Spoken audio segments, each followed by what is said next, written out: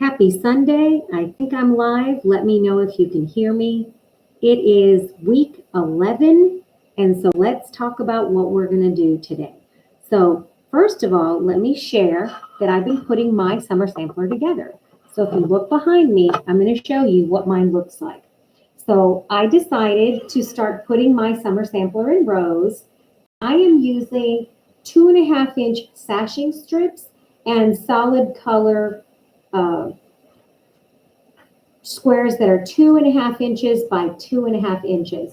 And so I have the first 2 rows complete, and I have started laying out the bottom half of my quilt. If you want your quilt to lay like this, which is kind of straight of grain, 4 across and 4 down, so for a total of 16, you're going to need to make 4 bonus blocks. And let me show you what I've done.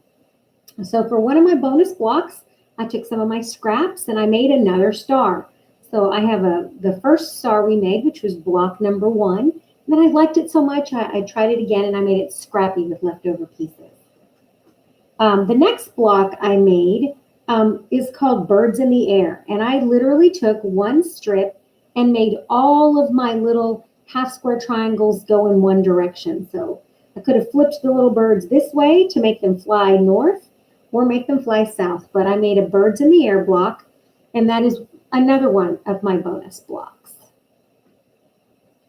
Next, I took one, it was called an oopsie block. I was working and I sewed one the wrong way, and I decided to keep it and put it in there because the Amish always put a deliberate boo-boo in their quilts because nobody is perfect.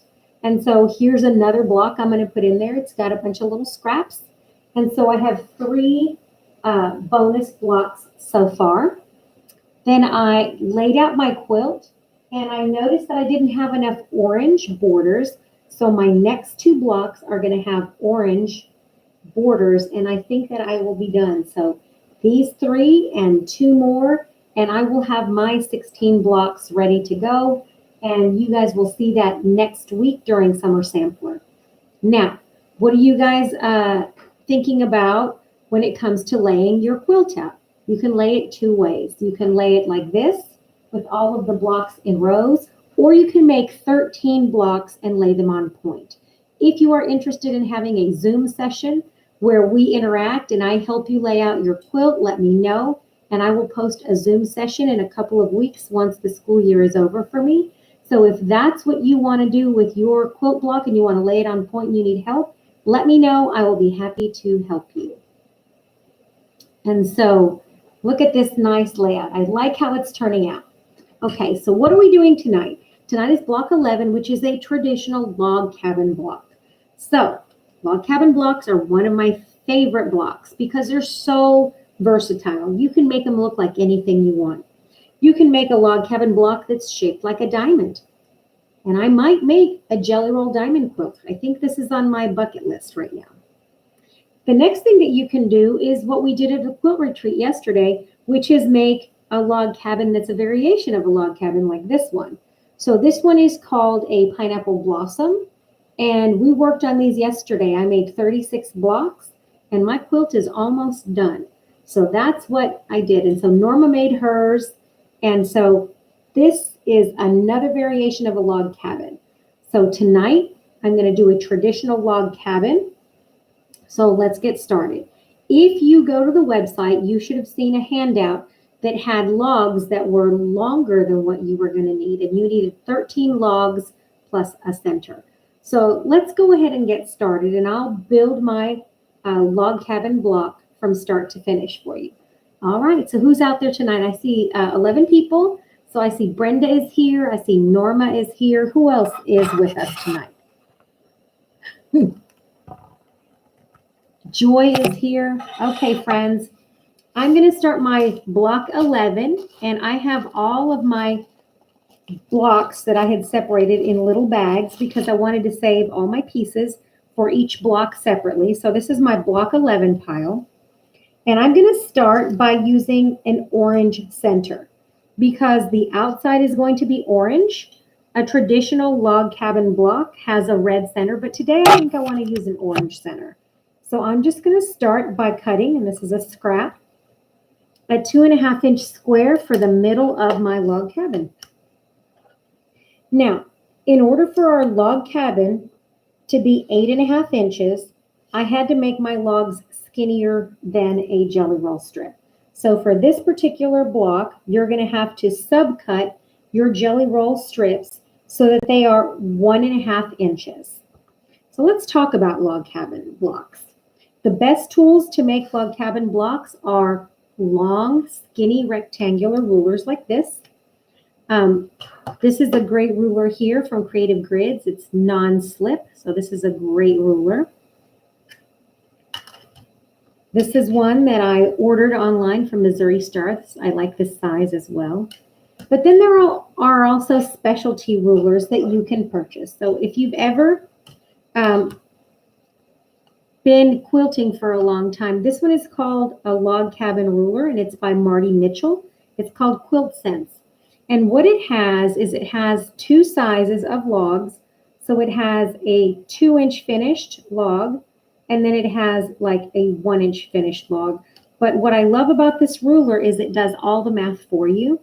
So this one is like you cut one of A, one of B, one of C, one of D. And so you cut each piece that it shows on here, and then you just put them in order. And the little tiny block template and images are right on there. So I love this ruler. If you don't have one of these log cabin rulers, I think you should invest in one. It's one I've used lots of times. But let's go ahead and get started. So the very first piece that we're going to use is our center, and that's a 2x2. The next strip I'm going to do is strip number 2, and I need it to be at least 2.5 inches by 1.5 inches long. So I'm going to cut a piece, and I think I'm going to try this pretty green to go with mine. Yes, this is the coolest ruler ever. I love this ruler. It's called Quilt Sense. It's not expensive. Love this ruler. The next piece that I'm going to cut needs to be at least as wide as that, but I'm going to cut it a tiny bit wider because when you make jelly roll log cabins, sometimes they can get a little bit distorted. So I'm going to cut it a little bit wider than what I need. And so I'm going to just lay it here, and I'm going to chop a little bit wider than what I want, just like this. And then this log is going to get subcut into 1.5 inches wide because my logs are going to finish 1 inch wide. Okay. And so first thing that I'm going to do is I'm going to cut a strip. I'm going to cut all these little pinked edges off because they can make your sewing a little bit uneven. And so I want this to be nice and straight. So I'm going to chop that off and get rid of it. And then now I have 1.5 inches. So I'm going to take this ruler and I'm going to cut 1.5 inch strip. And I'm going to sew it directly on here, kind of centered, leaving a little bit overhang on each side using a scant 1/4 inch. So I'm going to go to my machine and I'm going to give that a little sew. I got that ruler at my local quilt shop probably almost 10 years ago. And so if you can find it, it's a Quilt Sense ruler by Marty Mitchell. Sometimes you can find them on Amazon. Sometimes local quilt shops will have them. But it is one of my favorite log cabin rulers. You need no pattern. You literally just use the ruler and it has all of the measurements for you. All right, so let's sew this first little round. When you sew a log cabin, you have to be very careful to sew a straight seam. That is probably the most important thing you can do. My other suggestion for sewing a log cabin quilt is to use lots of heat. Not steam, but heat. Because steam can distort your block. So I try never to use steam on mine. I will use steam at the end in my final pressing and a little bit of fabric sizing right before I get ready to assemble my quilt top, but I never use a bunch of steam when I'm sewing. All right, so let's press this out and I'm going to show you what it looks like. All right, so I have this little guy here. My seam looks nice and straight. That makes me happy. And I'm going to take and give it a little press. So the first thing that I want to do is I'm going to set my seam.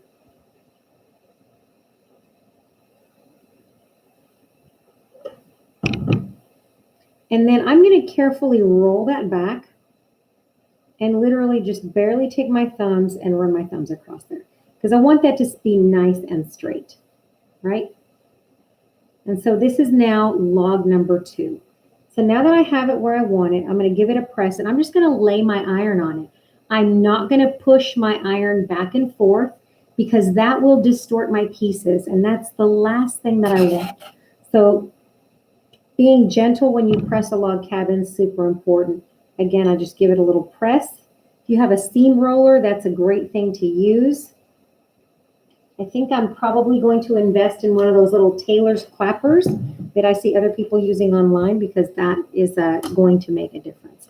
So now I'm going to grab a ruler that I can keep a line of sight on there and make this edge nice and straight. So I'm going to clean this up on both edges and I'm going to end up with a nice straight piece. Just like that. And so I'm going to do the same thing on the other side.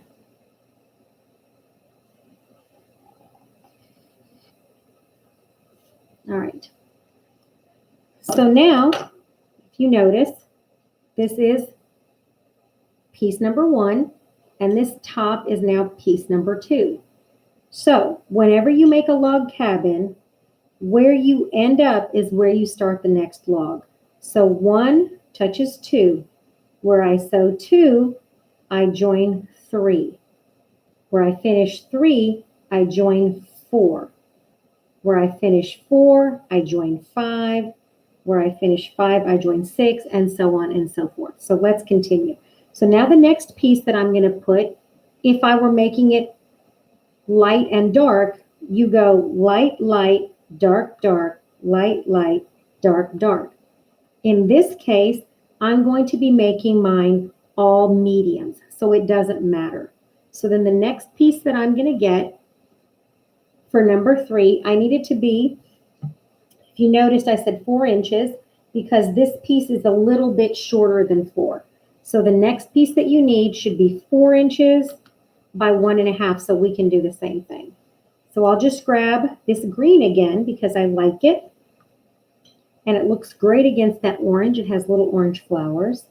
And I'm going to just chop off a 4-inch piece. And I'm going to subcut it again. So I'm just going to chop it off. And then I'm going to cut my 1.5-inch strip from this piece right here. So I'm going to square it up.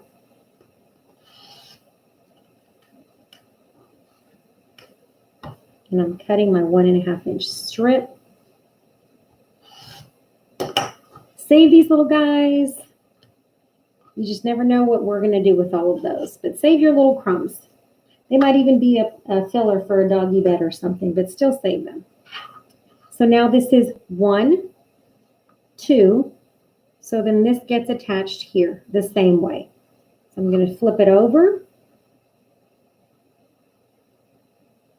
And I'm going to sew a nice scant 1/4-inch seam, and I'll be right back. Hi, Michelle. Who else is here with us tonight? We've got 20 people. Hi, friends. So now I'm going to sew my second seam. How do I sew this?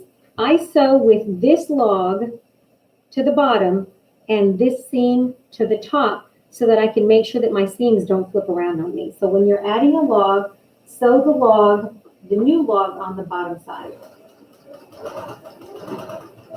If you do not have a 1/4-inch marked on your sewing machine, mark the edge so that your seam stays straight and accurate. You can use painter's tape, you can use a Sharpie, anything that you use to mark that 1/4-inch seam. Mine has a groove. And so I get a very consistent 1/4-inch seam, and that's why I like this machine. Block 10 was last week, Ruth, and it is on the YouTube channel. All right. So I'm going to press this now, same way as I did before. I'm going to lay my iron on top, and I'm going to roll it back carefully so that I don't distort it, and I'm going to just run my fingernail across there and give it another press. And so I'm trying not to get waves in my log cabin. The way you avoid getting waves is by not stretching your fabric. If you've ever tried to put borders on a quilt and you ended up with wavy borders, it's because one of your pieces was stretched. So it was either the top or the bottom that got stretched. And so one of the things that I do whenever I put a giant quilt border on there is I put the border fabric to the bottom and I put my blocks on top, and I try to just let the machine feed it so that I don't end up with wavy borders. And that's what can happen to these blocks as well, because they're bordered blocks. You can end up with wavy edges, and I don't like wavy edges. So now I'm going to use the markings on my ruler to maintain that 90-degree line right there, that angle. And I check it to make sure that it's nice and straight so that my block ends up being a square and not another shape. So use your reference points, trim that off, flip it to the other side, and you do the same thing. And so now I've added, I'm going to use these lines here along this edge. I'm going to use this line here. I'm going to keep this nice and straight, and I'm going to trim this little piece off. And I use just a small rotary blade because I have more control over my block. And now I have number 1, number 2, and number 3. So if you follow your finger like this, this means that the next piece will get sewn here, which is 4. And if I were doing a light and dark, number 4 would be a dark piece. But I'm just going to change colors for mine, and I'm going to do it a little bit darker, not a lot, but maybe a little bit. So I have some pieces laying over here. And the next color that I think I may try is a slightly darker green. So maybe this darker green, or maybe this red. Maybe this red looks good. So just play with your pieces. Decide what you want to do. I could do a purple because that has nice orange. Let's try purple. Does anybody else do that?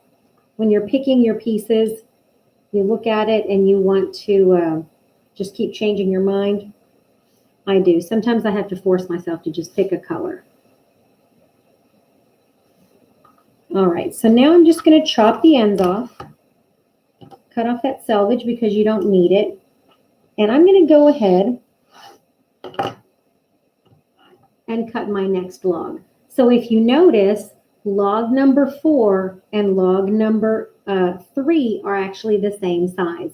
So if you have a log cabin, you have this one and this one are the same width, but then number 3 is 4 inches, which means number 4 is also going to be 4 inches. And so you sew in pairs. So you go 4, 4 inches. Then the next one is 5, 5. Then the next one is 6, 6, and so on. And so you notice that in log cabins, you often get 2 pieces that are identical size. So my next one is 4. So I'm just going to grab this ruler, and I need at least a 4.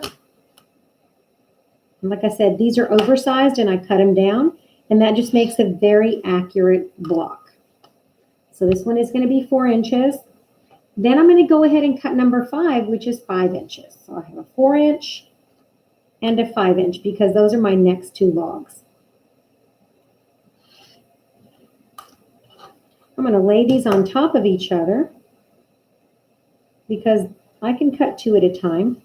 And I'm going to get rid of these pinked edges because that makes my sewing a little bit less accurate. So I'm just going to take this off right here and just strip a little sliver off of that side. And again, this is going to be 1.5 inches. This ruler says 1.5 inches. I lay it down and I have my next 2 logs.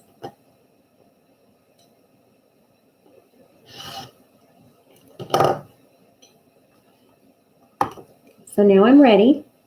And like I said, these are oversized. These are bigger than what I need by a little bit.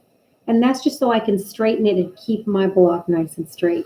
And this one will go here. So now my log cabin has a sort of light and a sort of dark side. You just take it over to your machine and you do the same thing. You just kind of center that, equal distance hanging off the edges, and that makes for a nice straight log cabin block. So let me sew that for you. All right. Has anybody tried a log cabin before with little skinny strips? This is not an easy task.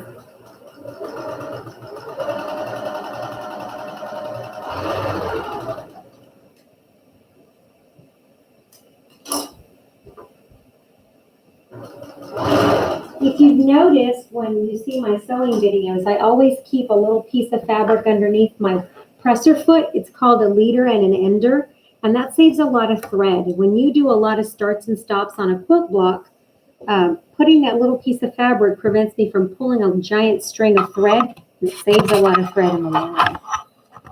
All right, so let's look at what I've got now. So now I have this little guy, and I'm going to, again, set my seam by just setting my iron down. There's no scrubbing involved, no pushing and shoving, because that really distorts your block. And I'm just going to carefully, again, use my fingernail and lay that down. And you don't have to have an expensive iron. You just have to have an iron that gets hot. And I use no water in my iron and no steam. So if you have a nice iron, you can avoid wrecking your iron by just using the iron just the way it is. I could, if I wanted to, at this point, go ahead and lay that and sew it, but I'm not going to. I'm going to trim it before I do that so that I don't end up with a weird trapezoid. I want to end up with a square. So let me trim that really fast. And so now I'm going to start using my square ruler. So when my block starts getting a little bit bigger, I start to use a square, and that just helps me to maintain those angles. I want to maintain my edge over here and my edge over on the other side so that when I'm cutting, I'm not cutting a distorted shape. Because what happens is over time, you can amplify those distortions and end up with something that looks anything except a square. So I'm using these edges right here, this line of sight. And I'm also going to check right here because this log should measure 1 1/4 right now. And so I'm going to lay my ruler, and that's the 1 inch mark. And there should be 1/4 inch hanging off that edge, and it does. So that looks like it's very accurate right now, which is good. So now I have log 1, 2, 3, and 4. So now we're just going to lay number 5 right on top, just like that. And I'm going to go give that a sew, and then I'm going to come back and I'm going to cut the next round of logs. All right, friends.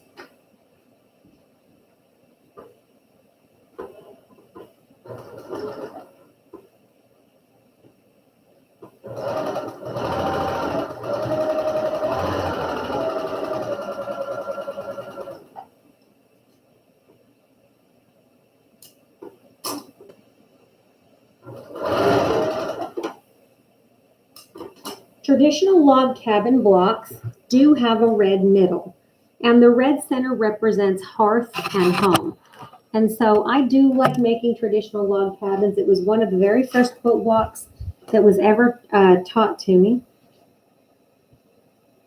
Does anybody ever smear chocolate on their stuff?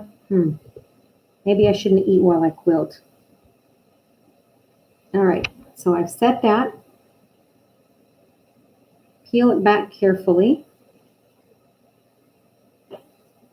and drop the iron right on top. Normally a log cabin can have anywhere from, 8 to 12 to 13 rounds. It just depends. The main thing is that your log cabin ends up square. You can have as few as 2, like this one right here. This only has 2 rounds. So this has a center and 2 rounds, and it makes a nice, great big block. Or you can have one that has up to 20 rounds. I mean, it's up to you how big you want to make that log cabin block.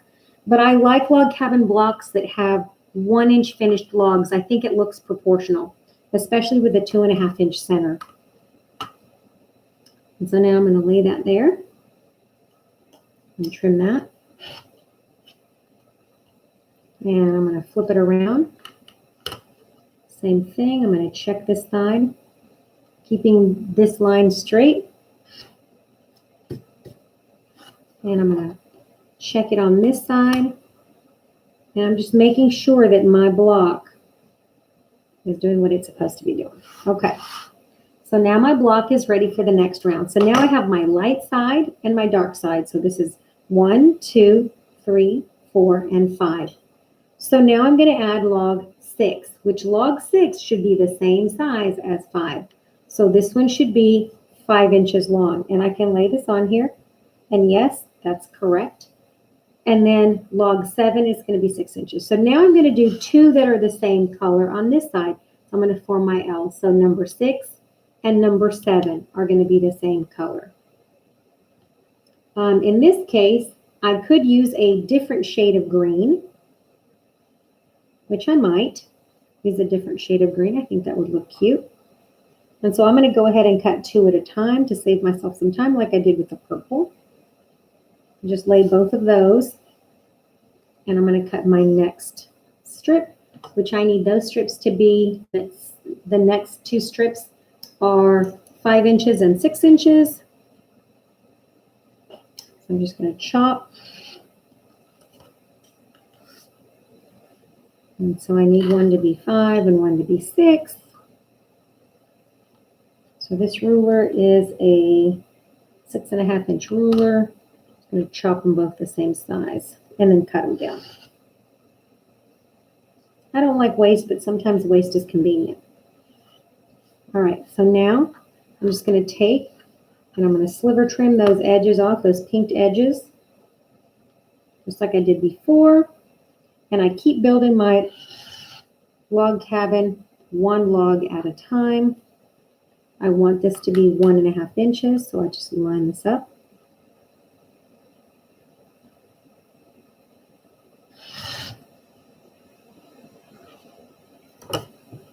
And now this one gets laying right on top. So this one goes here. And I'm going to go sew that. I'm going to chop a little piece off. I don't need that. I'm going to go lay this one on top and I continue. So just like I said before, when you end number 2, you start number 3. Where number 3 ends, you sew number 4. Where 4 ends, you sew number 5. Where 5 ends, you sew number 6. And I always just kind of run my finger down the logs so that I can keep track of which side to attach my next log to. There's extra length, Chris, on all of those logs so that you can trim them. So I put a note in the thing, the handout that says these are oversized to allow for trimming, because I want you to have those little things that hang over so that you can trim them down and make those corners nice and square each time, if that makes sense.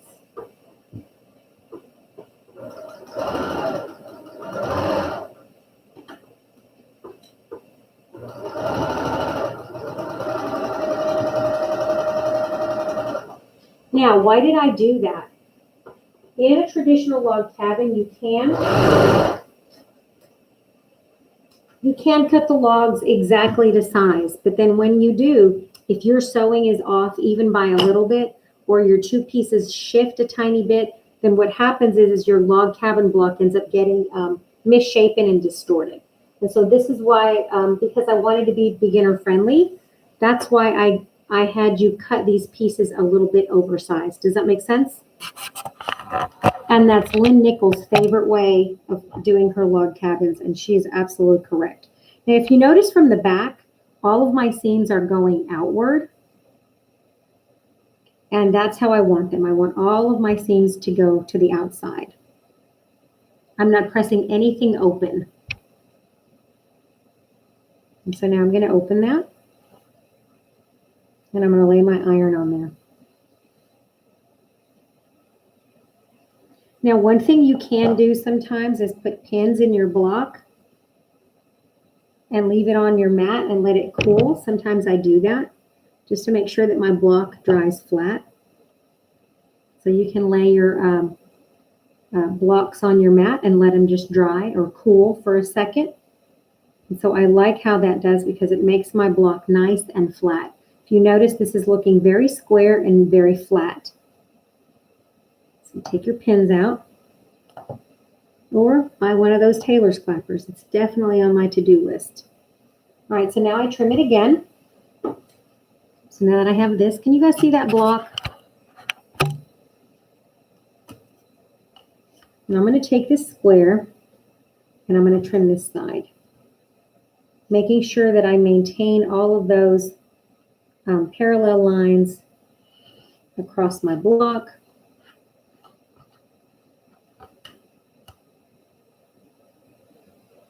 I'm going to trim this one.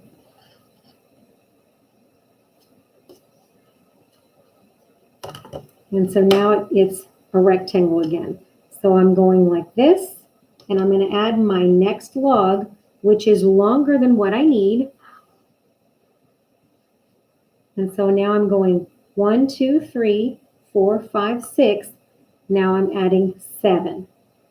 So we're up to log number 7, and this is the entire block.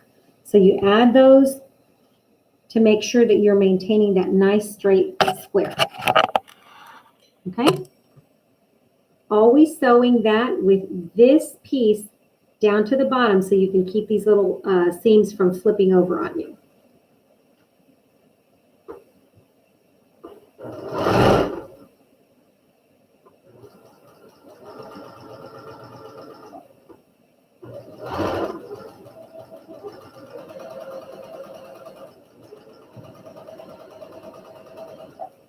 When your machine is sewing, just let the feed dogs pull the fabric. Don't ever push or pull. Don't tug on your pieces, either the top or the bottom. That just allows your machine to take in the fabric and it'll reduce the waves and the distortions in your block. And that's for all piecing. All right, so now we're ready for pressing number 7. So let me grab this little wool mat. I love my little wool mat. It's one of my favorite things that I use. I'll lay that down. I keep it next to my machine. I'm going to carefully just lay that down.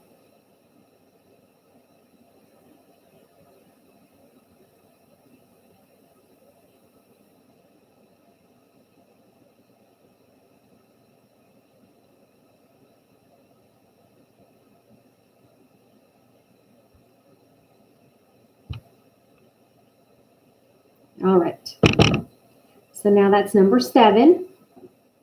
So number 8, let's go to number 8, is now on this side. So this is number 7. So now we're going to go to number 8, which is a dark. So I'm going to have number 8 and number 9 are going to be 2 purples. And like I said, you're going to cut them bigger than what you need them, and you're going to square them up. This particular block, I can see that I have a tiny bit of a ripple, so I'm going to want to press that again, and I can tell where that's at. It's right here in the seam. I didn't quite press my seam out as well as I needed to. So before that gets distorted, I'm going to go ahead and press that one more time before I continue.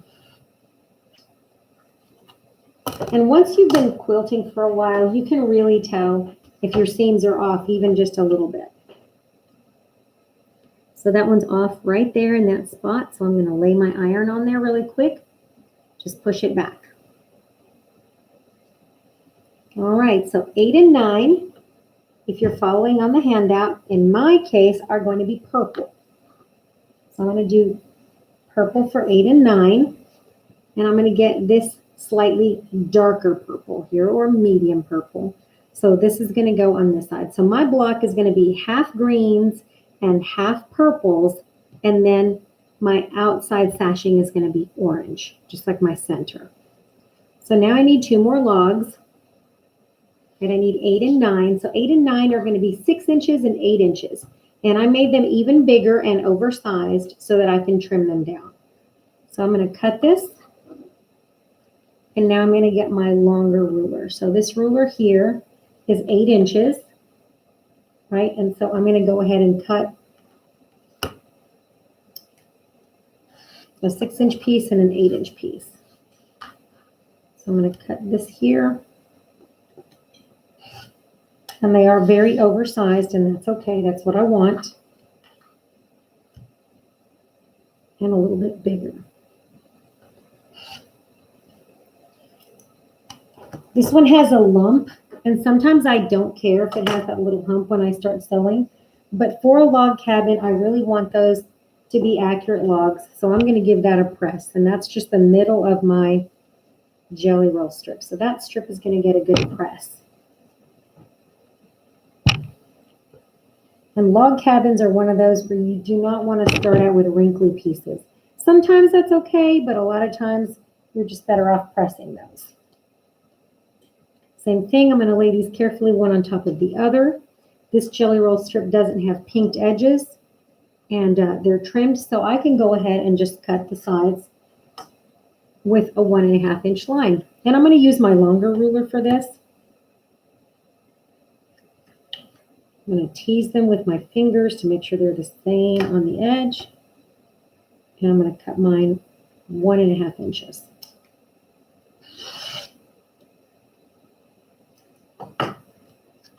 I have made log cabins with logs that were this skinny, and they finished, so I started with 1 inch, and they finished itty bitty skinny, but I used paper piecing for that. All right, so now that we have it here, right, so you go back over here, you go 1, 2, 3, 4, 5, 6, 7, and then we go 8. And this is larger than what I need, just like I've done before. Center it, and we're ready to sew. The handouts are on the website, which is www.jellyrollclub.com, and it's called the Summer Sampler. If you click on the image, you get a handout, and if you click below it after we've done the lesson, I post the video link so that you can find them later. All right, so now it's the next log.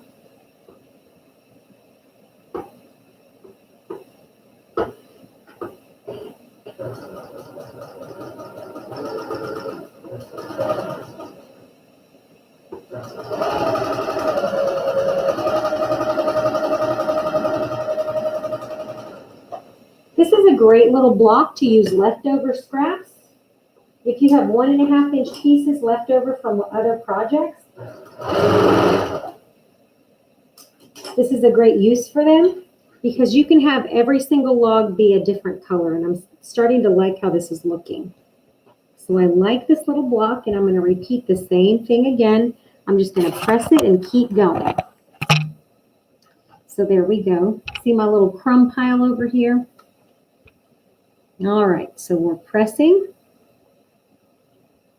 I'm going to carefully run my fingernails so I don't get a pucker. I didn't do that on that last one, and I got a little bit of a tuck, which made my block a little bit inaccurate, and I didn't like that. So I'm going to lay my iron down.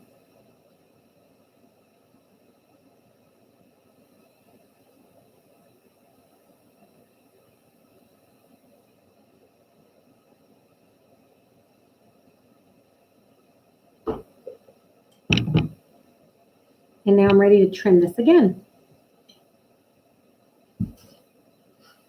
And I'm just going to get my ruler. I can use any one of my rulers. Doesn't matter as long as I get this little piece trimmed off. Flip that around. Keep that edge straight. Make sure that my logs are the size that I want them to be. That looks pretty accurate there. And I'm just going to trim that off.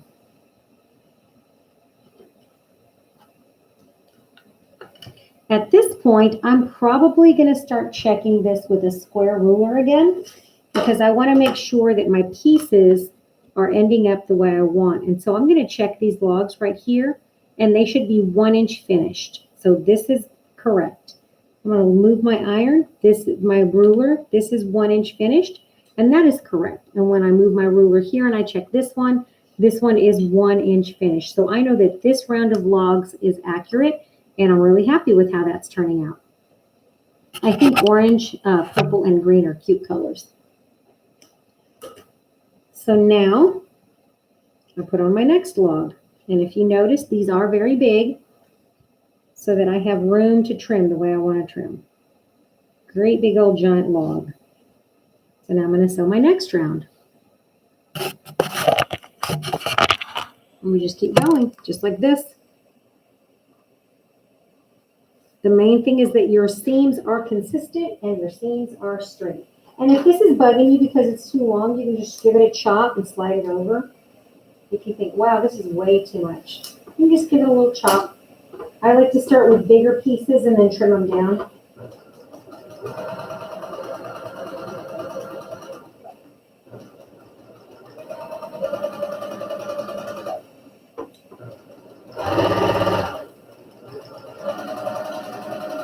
I'm a little bit OCD about my quilt blocks being straight and square, and so I do spend a lot of time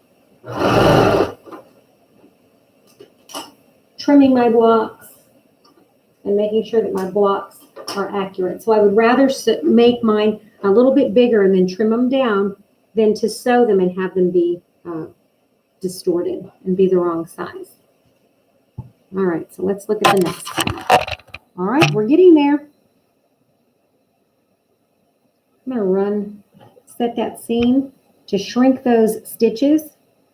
If you've never quilted before, setting the seam just means that these stitches here are getting a little blast of heat, and that kind of shrinks them a little bit, and it kind of locks your seam in place. And now I'm just going to lay my iron and I'm going to leave it there for a second.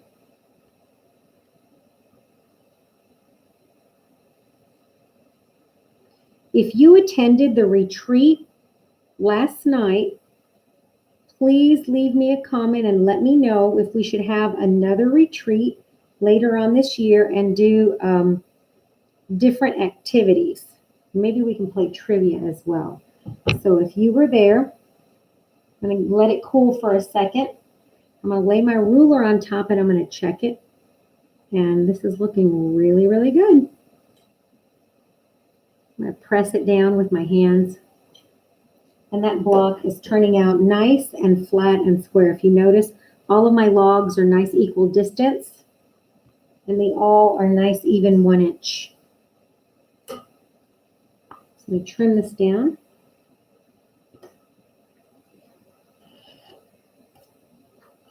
And now I'm doing my next 2 logs.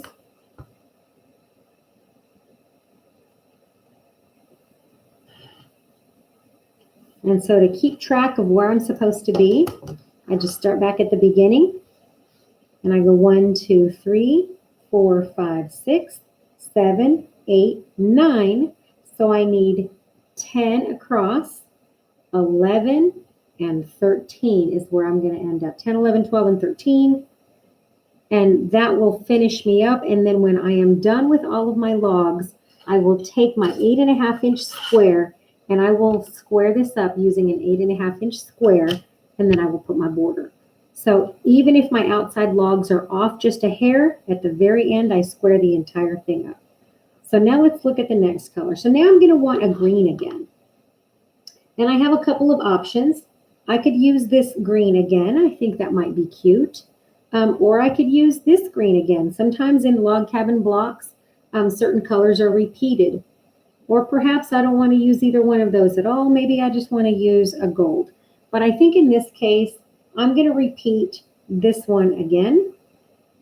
And so I'm going to need this green across here, and I'm going to need this green across here. So I'm going to cut 2 greens, and this is going to be for my next 2 blocks. So I'm going to make them a little bit bigger than what I need.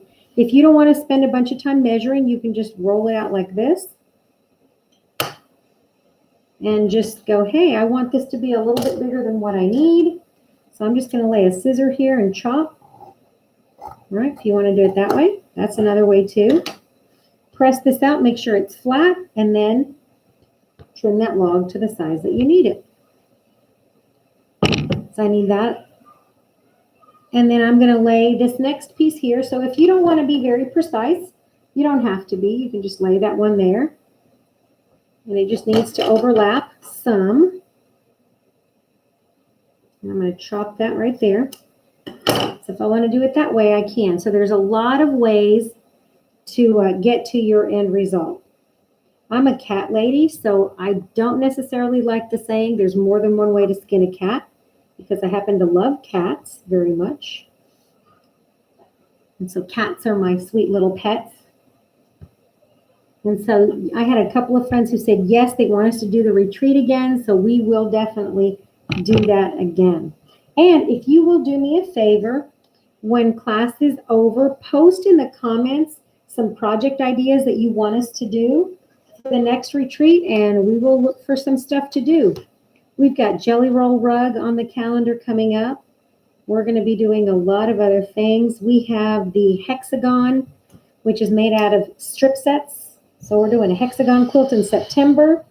Those lessons are on the calendar. So you just tell me what you want to do, and we will work on some projects together. I only have 13 UFOs, so that's not too bad, right? I can add a few more to my pile.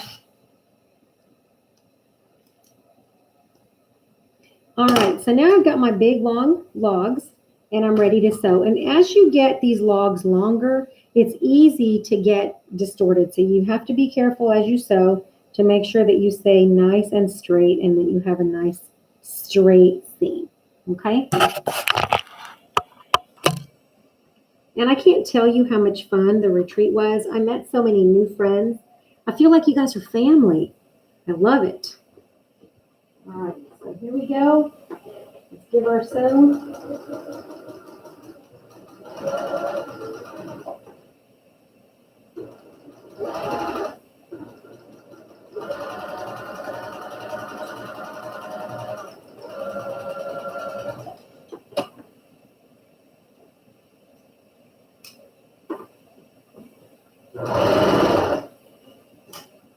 All right, friends, this is where the rubber starts meeting the road. And you can start to really see if your block is accurate or not. So again, I just lay my iron on there.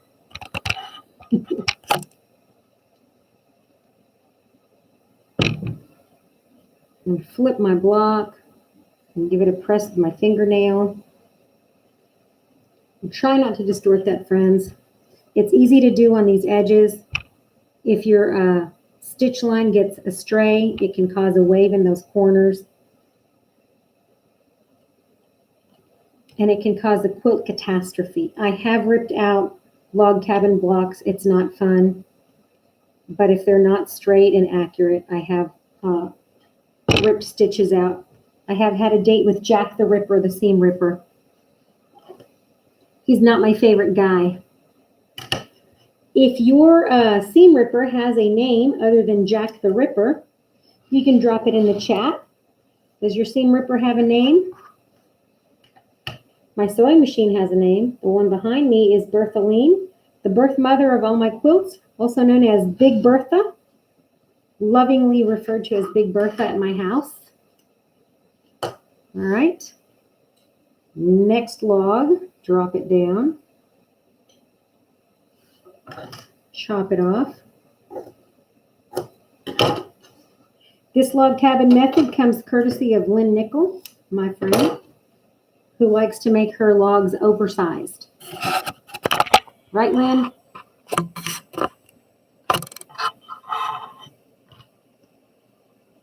All right. There you have it. A little overhang on each side. Let's give it a quick zip. We're almost done, friends. This is coming right along. This block, if you take your time, can turn out really, really nice, even if you're a beginner.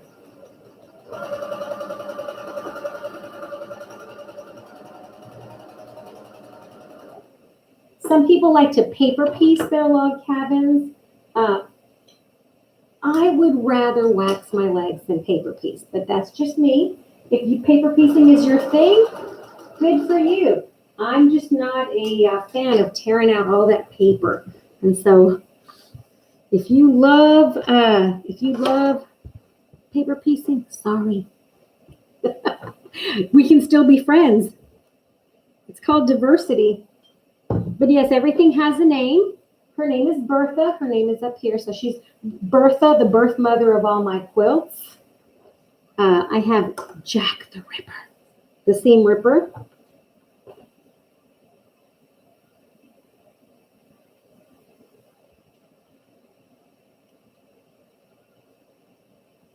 I have a rotary cutter that's hot pink. And her name is Peppermint Patty. And so sometimes I'm in my sewing room talking to myself. And I'm like, where did Peppermint Patty go? That's my pink rotary cutter. So I love naming my stuff. My quilt things keep me company in my sewing room. So maybe that's why we have an online quilt club, because otherwise we start going crazy by ourselves in our sewing room. I don't know. Okay. So this one's going to get a little sliver trim off of there. Because that one's off by just a hair. So I'm going to give her a sliver trim. And I'm going to cut this side. And this block is looking good, so I need to keep it straight. And now my block, if you notice, this is over to the side. So I'm going to add 2 more strips. And by the time I get done with 2 more strips, this should be a little bit closer to the size that I want. So let's count our strips again. So I have 1, 2, 3, 4, 5, 6, 7, 8, 9, 10. So now I have 10. So I'm going to sew 11, 12, and 13. So I'm going to sew 11 at the end of here, 12, and 13. When I get to 12 and 13, I'm not going to cut them really skinny. I'm going to leave them wide, and that'll give me a little bit of wiggle room to square this up to 8.5 inches. Now you can cut them 1.5 inches if you feel comfortable, but I like giving myself a little bit of trimming space. So I'm going to go ahead and sew my next one. So my next one is a purple, and it's going across the bottom, right? Yep. 1, 2, always check yourself, people. 1, 2, 3, 4, 5, 6, 7, 8, 9, 10. So now it's 11 and 12. 11 and 12. So I need a purple down here. It's my next color. And I think I'm going to do, well, I don't quite have enough to do 2 of these, but I might have enough to do this one. So I think I'm going to do a double purple on this one, because why not? So now I'm going to have a purple across that bottom. And I'm just going to make sure that that is wider than what I need. So if you don't feel like pre-cutting a log cabin, you don't have to. You can just cut as you go. This is a freestyle method. For those of you who grew up in the 60s, this is like taking off your bra. You can just be footloose and fancy free. Do whatever you want, girls. Release the twins, if you will. All right. Lynn said, shouldn't that be number 13? Well, let's count them again. 1, 2, 3, 4, 5, 6, 7, 8, 9, 10, 11. So this is 12. This is 12 going across the bottom. So let's trim her down. And this is why when I have my log cabin, I keep counting.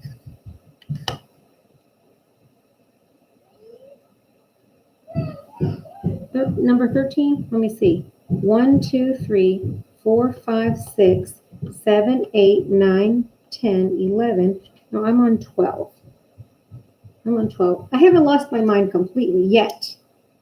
I can't promise that that won't happen later, but I haven't lost my mind yet. All right.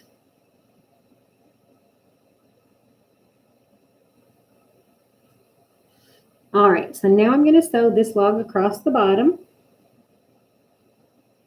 And we'll keep going. Here we are. A little hangover on either side.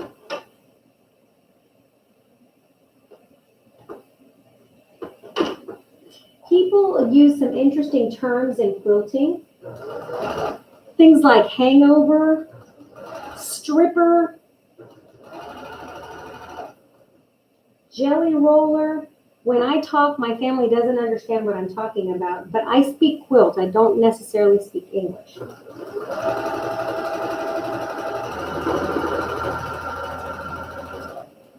If you're not a quilter, if you're with a non-quilter, you forget that they don't use the same vocabulary we do.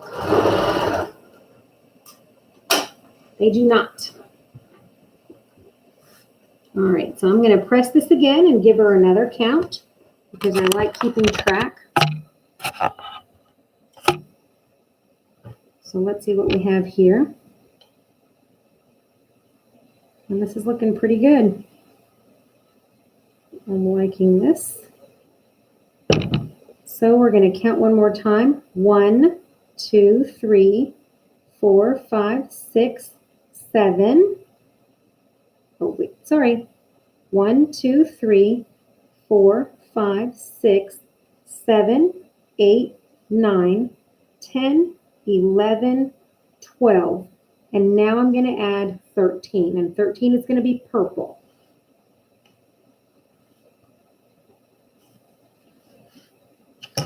What's the most interesting quilting term that you guys use that other people don't understand? Non-quilters, especially. One day, my sister asked me if people got insulted if I called them jelly rollers. I said, oh no, we like that term. We use it all the time. We like being jelly rollers. I do anyway. I like being a jelly roller. And this is a little bit crooked, so I'm just going to check that it is the correct size. That should be 1 1/4. So it's going to be 1 and then 1/4. I'm lining that up right here just to make sure. And it looks like right here in the center, I'm just a hair shy, which is why I'm off like this. So that means I need to press that out just a hair. So I always watch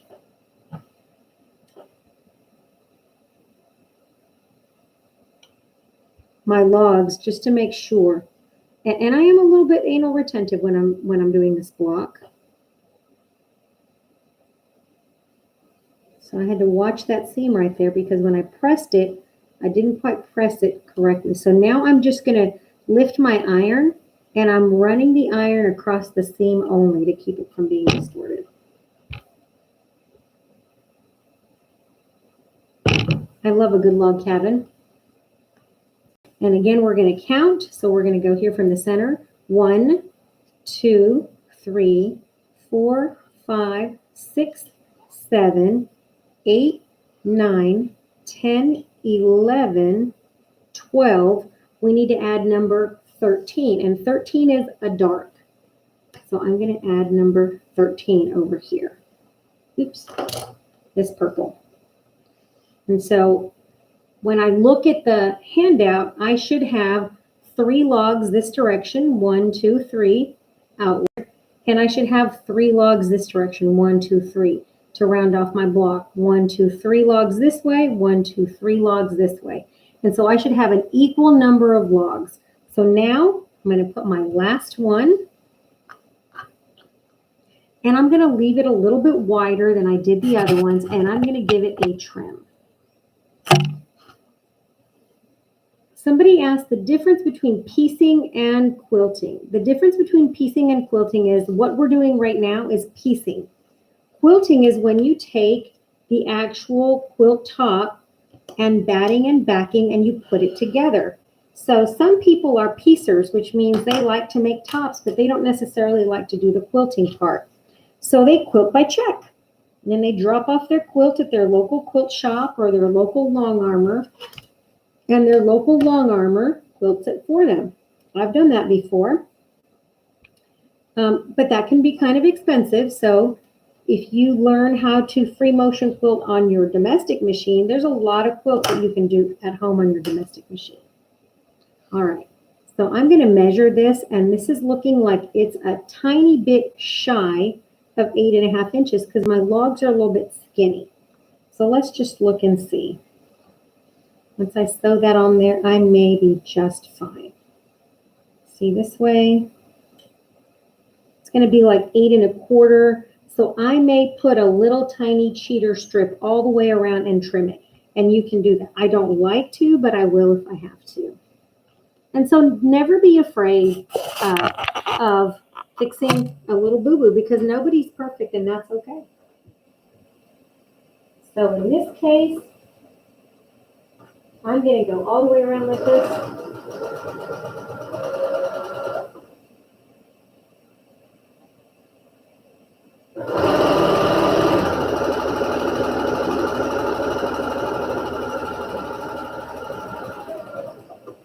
And I can tell you that my seam was a little bit fatter than normal, which is fine. So let's trim that up. So that's another way of making a log cabin. If you want to sew your logs and then trim them off, some people like to do it that way. So now I'm going to go ahead and press that and give it a trim. And then I'm going to check to see, to make sure that my log cabin center is going to measure 8.5 inches. So let's see. So that's good and flat there. If I were not making a sampler and I were just making a bunch of log cabin blocks, I typically make my last outside logs wide and I leave them, and then I trim all of my blocks the same size so that they end up being the same size. So now I'm going to use my 8.5 inch square. And if I wanted to, I could go ahead and just trim this just a hair. You see how much is hanging over here. So this is going to end up being 8.25. I'm going to trim this off on this side so I can see just how much I'm going to need. Yep. I might be able to get away with a little skinny seam on my border and be okay. So now let's measure my block. And it's looking pretty good. I've got a little bit of a gap there. So this is looking like it's 8.25. So now I'm going to take and I'm going to press this out good and flat because it might end up the size I want if I just give it a good press. I'm going to press my block. You'd be amazed at how much you can alter the size of a block by just giving it a good press. If your block is ever a little bit short of where you want it, just give it a hard press like this with your iron.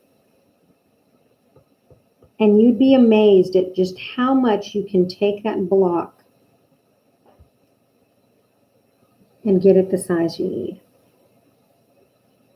You can grow your block by 1/16 of an inch, sometimes even 1/4 of an inch. And this is another reason why I do not use starch, because right now I'm just kind of pressing this block uber flat and I'm pressing it in each direction. And that's super, super flat. And this log is fat, which is fine. It's just going to have to be that way.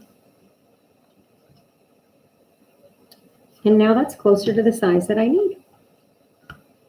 And I'm going to trim this fat little guy here, trim him straight. And I won't need to add a bunch of spacers around it. So now I'm going to add my border. And I'm going to sew it with a very scant 1/4 inch, and I'm going to add orange. So I really like this orange. So I need to trim the selvages off of here.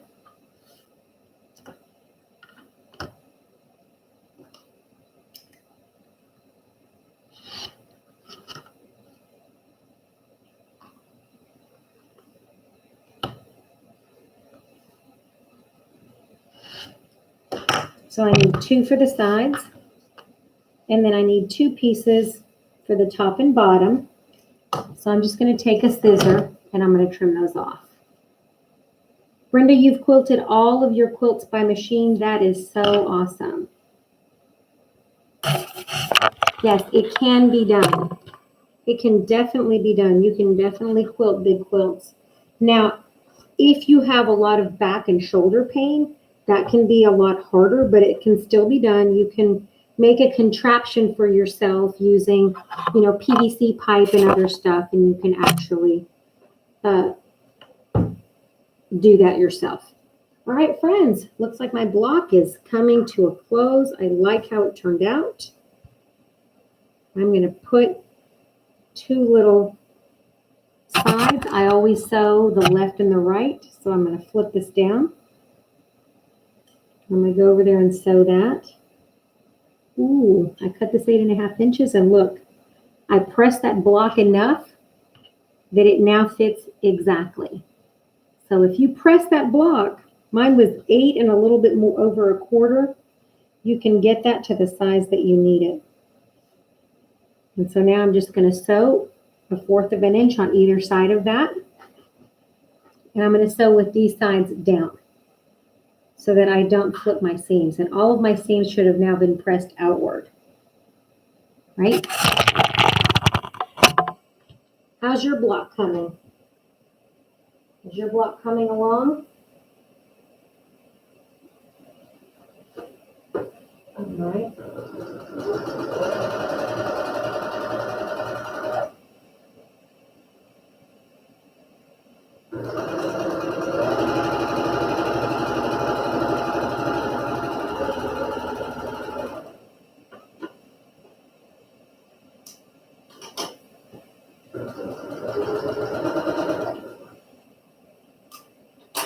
If you are a newbie and you don't feel comfortable making this block,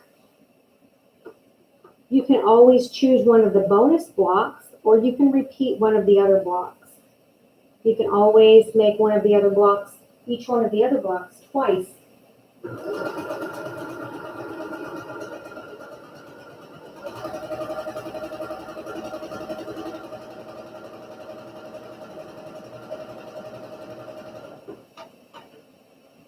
Hey, hey, hey.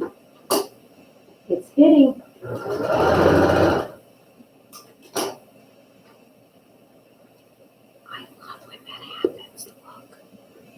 It's fitting. I love when that happens.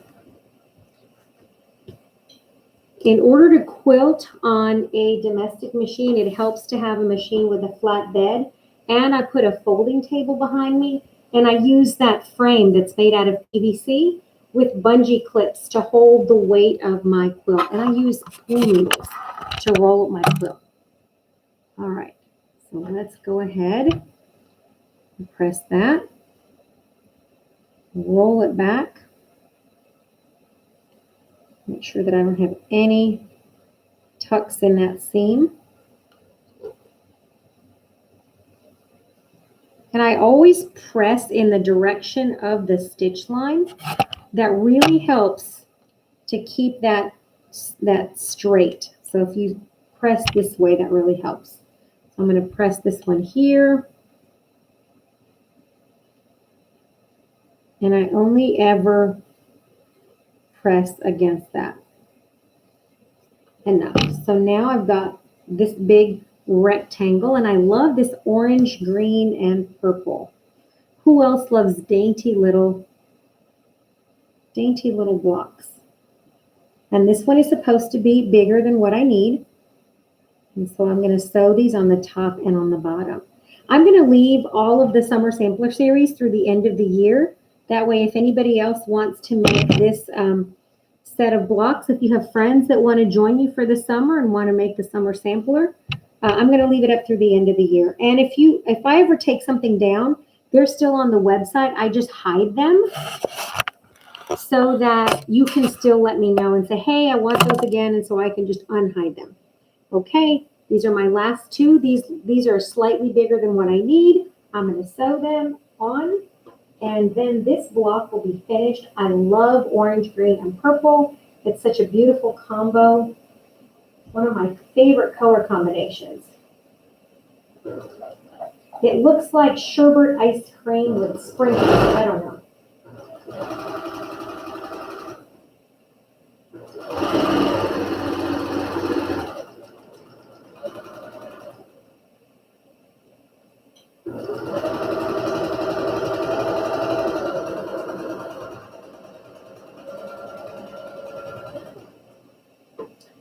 My husband's grandmother was an avid quilter, and I inherited a couple of quilts that Granny Foster made, and they always look like sherbet ice cream because she used a lot of prints that looked like feed sacks, and so I love quilts that look like sherbet ice cream.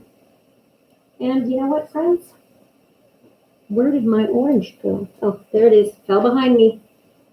That ever happen to you? Lose something right under your nose in your sewing room? Happens all the time. Tragic. And every time, this is the law of quilting, every time you lose a piece in your sewing room, if you cut it again, you will find it right after you cut it.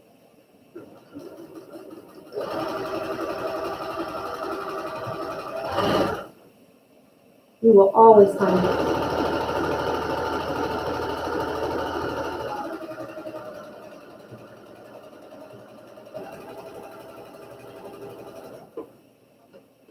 All right. This block is done. I just need to give it a press, trim it up, and look at that. Ooh, I love a log cabin. A log cabin is so pretty. All the time I lose my pieces in my sewing room. It's like, oh my gosh. It's like the black hole of quilting. That's how I ended up with 2 extra pineapple blossom blocks last night. I'm like, how did I end up with 2 extra? I must have just kept on sewing. I'll use them for a pillow sham. All right.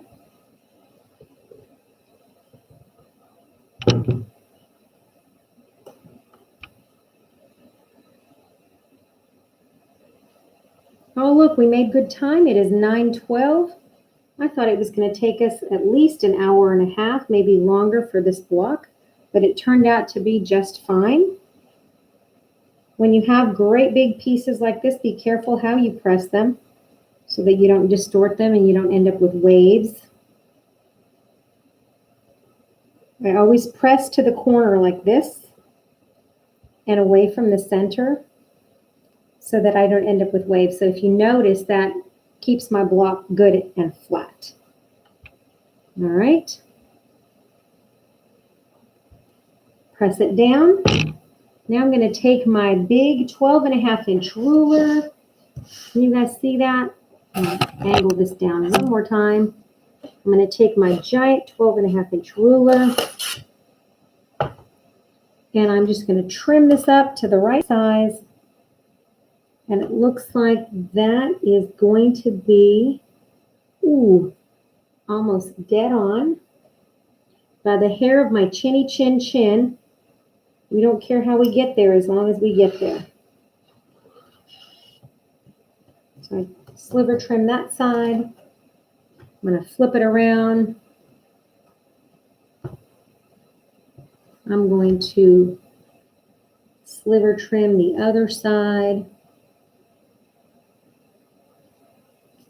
And that, my friends, is the finished block 11. So I hope you like my quilt that's behind me, and I hope you enjoyed making block number 11. Don't forget, you need a total of 16 blocks to make this layout right here.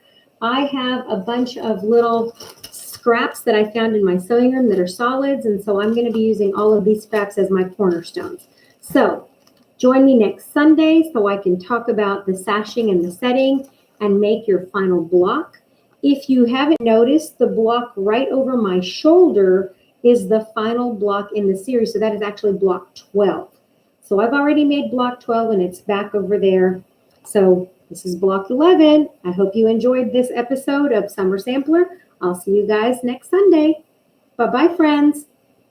Bye. Have a great week.